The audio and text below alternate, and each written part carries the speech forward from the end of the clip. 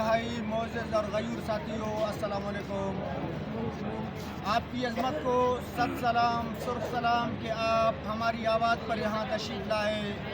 Civil society کے لوگ، بالخصوص قبائلی معتبر محترم پیر بخش سولگی صاحب کے ہم مشکور ہیں کہ وہ پاکستان ریلوے ورکرز یونین کے بحالی ٹرین مارچ کے سلسلے میں یہاں آئے اور ہمیں حوصلہ افزائی کی۔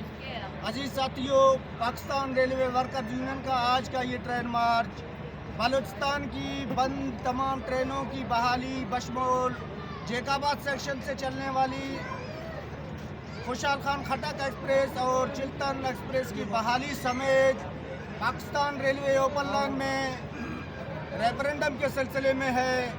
اس کے ساتھ ساتھ ہمارا مطالبہ ہے کہ ہمارے ٹی ایل اے امپلائیز کو ریگولر کیا جائے، پیکج ملازمین کو ریگولر کیا جائے، ہمارے بیواہوں، یتیموں اور پینشنرز حضرات کو واجبات کی فوری یقینی کی جائے ادائیگی کو، اور تنخواہوں میں آج کل جو تاخیر ہو رہا ہے، پنشنوں میں تنخواہوں اور پنشنوں کے بر وقت ادائیگیوں کو یقینی بنایا جائے۔